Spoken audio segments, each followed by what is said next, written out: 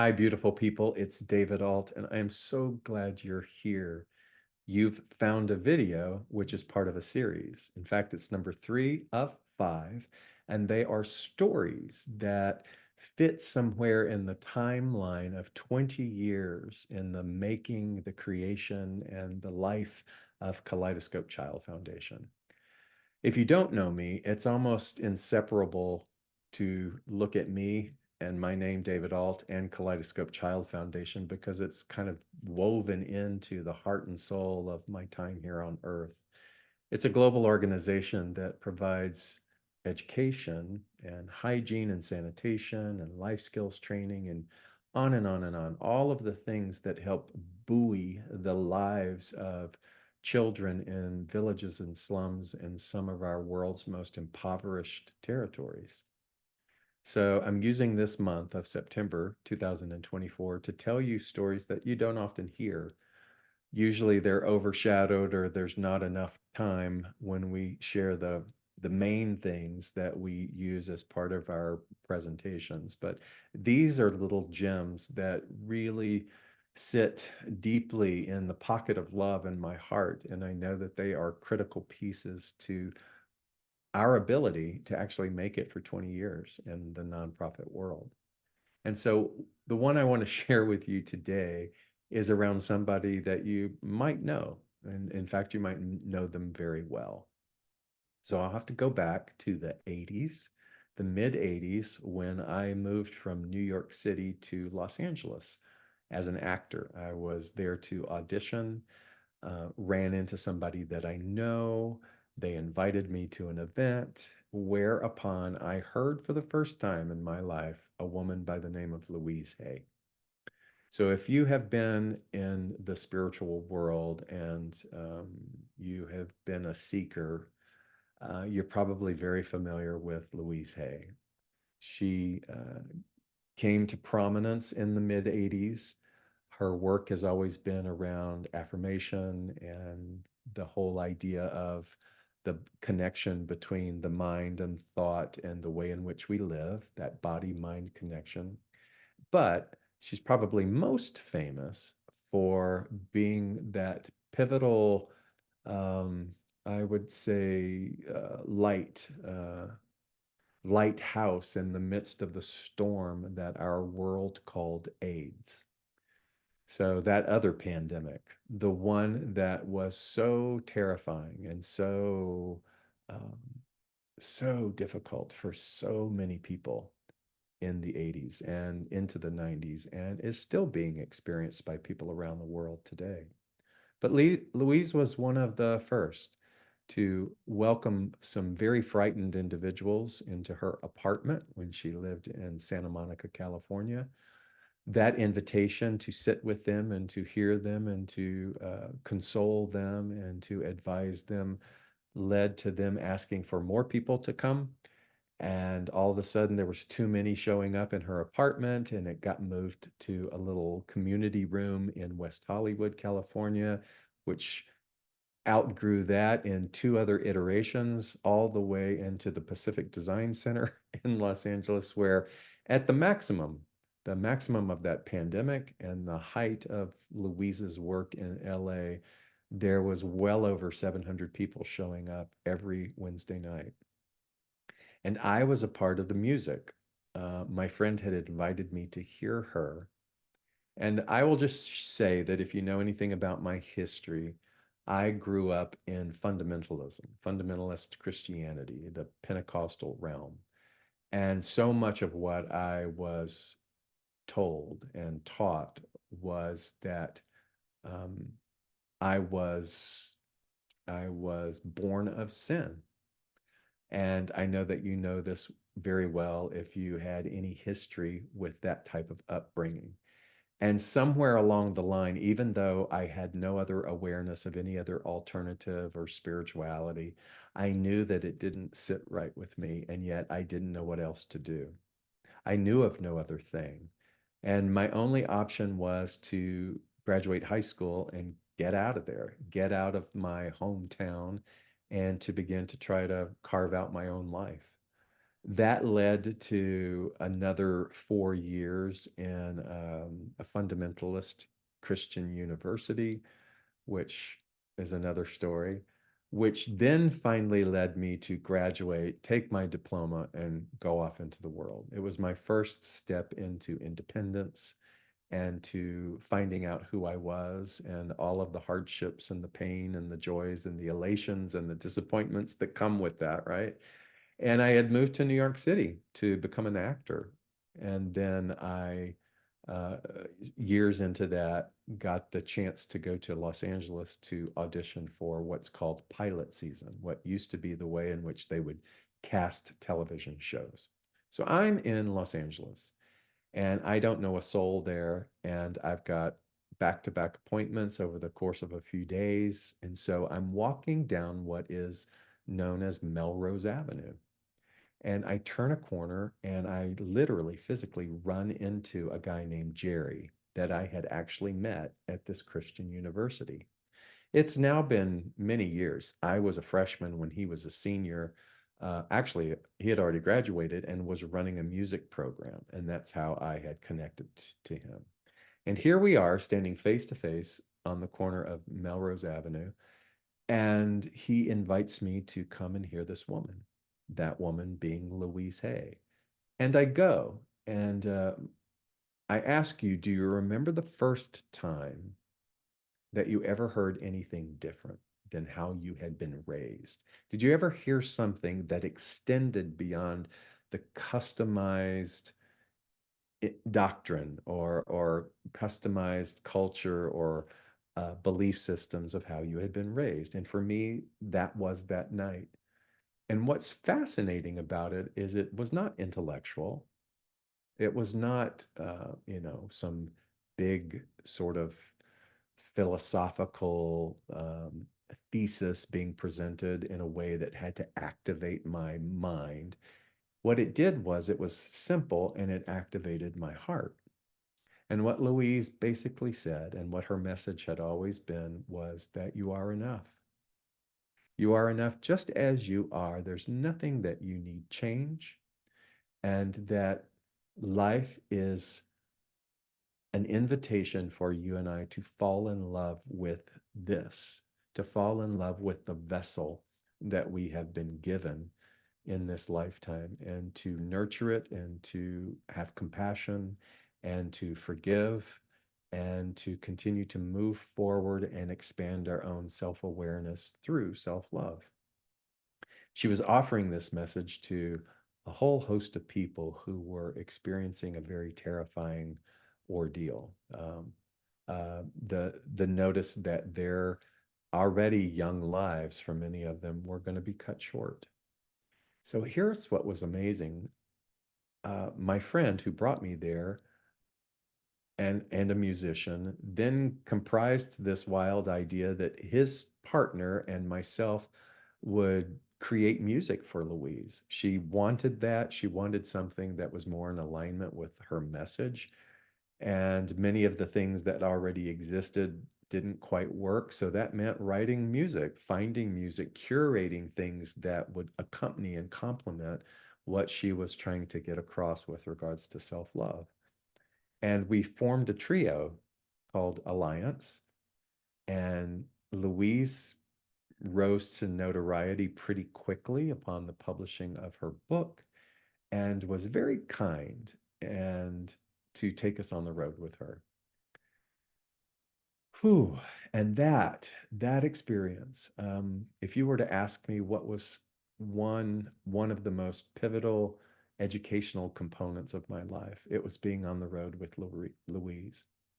Watching someone who we can classify as a public figure be in the midst of an environment of terror, of people in just absolute fear, clawing, grasping, reaching, wanting so much to fix something, and therefore wanting her to fix it.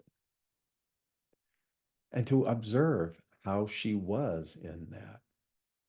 And one of the key elements that Louise always would say is, I'm not a healer, I am simply providing a space. We're all providing and collaborating to create a space where healing can occur. I never forgot that. I learned with my time with Louise that there is a difference between curing and healing. And so many of the people who are experiencing that disease and the ravaging of that and the mystery of that and the stigma of that wanted a cure. And what we have come to understand that really in this flash of a life, that one of the most important things is healing, the healing of separation, the healing of self-loathing, of surrounding ourselves in purposeful environments that will remind us of the beauty of what we are and remind other people as well to be that mirror of compassion. And so it was almost like everyone was thrown in that era, everyone was thrown in a sort of boot camp where you really had to learn that fast. That those that you loved and those that were in a part of your world were facing a death sentence. Louise taught a few of us how to be in these care teams, and we would get a list of names, and every week we would go and we would do everything from try to take care of their house cleaning to pet care to shopping because their bodies were declining at such a rapid rate. And oftentimes, the list of 10 names that I would get, let's say on a Monday, by 2 weeks, the 2 Mondays after that, when I get another list, a lot of those individuals would not have made it.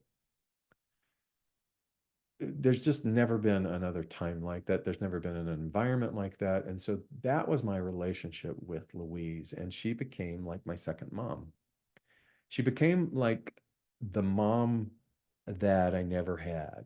And her nurturing was not just sort of like very soft, it was very wise and it was very direct. Oftentimes, when my language was unskilled or when my behavior was unskilled, she would call me on it. But she never put me outside of her heart.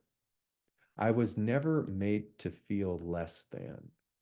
It was as if for the first time I had a parental figure that saw me, that cared enough about me to keep course correcting me, and in the process of that, continuing to love me. And what a gift, right? What a gift. So that was all from the mid 80s almost up to 1990. The two gentlemen that I sang with both eventually passed away. Louise relocated to San Diego. And the legacy that she left me when she moved and I remained in Los Angeles was a passion for the philosophy that she had studied, which is known as religious science or the science of the mind, written, comprised by a man named Ernest Holmes. And because Louise had gone through these courses and had actually become a minister herself, I was inspired to do the same. And I did. Not wanting to be a minister, I still had my feet in show business and my passions in the creative arts. And over time, all of the creative art component of me began to shift over to the ministry side. And gosh, I don't know how it happened, but I became a minister. And not only then was I a traveling minister, but I eventually began to be a part of congregations and use that creative arts ability merged with my divinity training to very much model the same philosophies that Louise had instilled in me. And so fast forward to 2010. We're talking about stories about Kaleidoscope. So 6 years before that was the first time I had gone to Cambodia when everything changed for me, when I made a decision to do this work. That's going to be the final story. And so it's been 6 years. And in those 6 years, a lot has transpired. I've gone back over and over again. I finally got approval by the Cambodian government to start what's called an NGO, which means non-government organization. And it was just going to be a little outdoor pavilion classroom to provide kids that I had observed over time who were too poor to be in the educational system, and there was no other recourse. So that happened. I finally got the nonprofit paperwork established here after a bunch of fits and starts. I'm now in Atlanta. And so the organization is established within the state of Georgia. And there it is. And then in early 2011, so we haven't even been an organized nonprofit for a year, Louise is coming to Atlanta. She's coming as a part of a series of conventions that they do called You Can Do It. And they were attended by thousands and thousands of people. And she was going to be at the big convention center. And my dear friend, Tracy Owens, was working with me at my new job here in Atlanta. She was helping out. And she reached out to Louise's team and said, "Hey, David Ault is here in Atlanta now. And wouldn't it be cool if you guys met for lunch at some point during the I Can Do It conference?" And I thought, oh my God, she's going to be so busy. There won't be time for that. But she said yes. And I had this little crappy silver car. And instinctively, some things said, vacuum it out, clean it, wash it, get it in the best shape that you can. And then Tracy and I went to downtown Atlanta to meet Louise and her assistant Nancy to have lunch. And it was a great reunion. I hadn't seen her in a while. And I don't even think she knew that I had become a minister. And I told her, and she laughed. And, she was like, "Ooh, don't become one of those stuffy ones." And there's a lot of backstory to that as well. And it was just a really great time. It was a great time to kind of be with mom again. And she gave me space and time to tell what had happened, from 2004 up until that lunch, and how I had gone to Cambodia and how these events had occurred, and I had started a nonprofit. And I said, "I'm not quite sure what I've gotten into. It feels very overwhelming." And Louise Hay, over lunch, said, "Well, how about if I become an angel patron? How about if the Hay Foundation, which is a subsidiary of Hay House, uh, becomes a patron, and I will work it out with them to support this." So Louise Hay was the first angel patron of Kaleidoscope Child Foundation. And it just, it was $750 a month, which in those beginning months, and this went on for several years, kept it going. In the beginning, there were times when that was the only money that came through for the foundation. I was still doing everything on my own. I wasn't quite sure how to walk both sides of my responsibilities now as a senior minister here in Atlanta, and also take care of Kaleidoscope. And I had a classroom and an administrator, and now I had a teacher, and now there were supplies needed, and on and on and on. Each month, those needs would mushroom and expand and, call for attention. And oftentimes it was the Hay Foundation and Louise's generosity that kept it going. And over time, systems were created. I was able to take more people over there. Our angel patrons began to expand a little bit, allowing us to continue going. But I look back at the origin of angel patrons and how the promise and the knowledge that that was going to come in every month saved us, kept us going. 20 years later, 20 years later, we're still going. Thanks to Louise, thanks to that lunch, thanks to Tracy Owens contacting her, thanks to so many things that kept falling into place. Thanks to my friend Jerry, who said, "Hey, I think you should come hear this woman." you start to look back at life and just see like the little dominoes that just keep falling. And if we're willing, we can look beyond the setbacks and the disappointments. We can look over and through the perceived failures and realize that a wisdom has been pulling us and guiding us all along. So, this month of September, our 20th year, the beginning of a documentary. Yesterday was my first interview.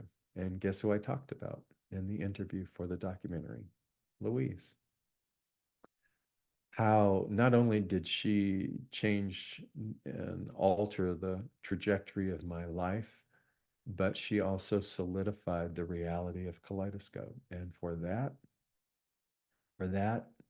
I owe her uh, an indebtedness and a joy and a love. And I got to be with her, right towards the end. She died in August of 2017.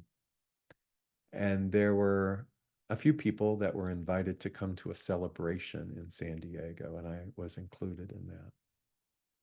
And at the end of a dinner and some speeches given by people connected with Hay House, we were all invited to come up and to take a little velvet bag that had some of Louise's ashes in them.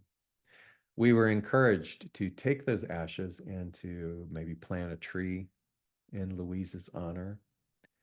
And I already knew as I was walking up to get my velvet bag that I was going to take 2 bags. And I did. I took 2 bags. And over time, as we expanded in Cambodia, I took one of the bags and I integrated Louise's ashes, Louise's memory and power under the tree in the courtyard of one of our schools in Cambodia. And then several years later, I took the second bag with me to India, where we built a school in a slum called Lakhanpur. And in fact, the Hay Foundation was instrumental in allowing us to be able to complete that building. And it was under that tree in that courtyard that I integrated the memory and the energy of Louise under that tree as well. And those are some of the little known stories that still very much are the foundation of this amazing and beautiful work. I appreciate you listening. I invite you to go and explore Kaleidoscope Child Foundation, to go to our website and to see if something there pulls or inspires you to want to be a part. Perhaps you would like to be an angel donor, an angel patron, just like Louise. You'll find out how to do that, and you'll know that your contribution not only travels across the world and uplifts the lives of over 1,000 children worldwide, but it also helps us as an organization to know what we can expect and tentatively plan each year, how we're going to be able to provide and sustain the economy that we have with our teachers and their lives and their salaries and the way in which they support their families now. It's a beautiful, powerful thing to be a patron with us and know that by doing so, um, I like to think that we're a part of a solution. It's a great thing. Till next time, namaste.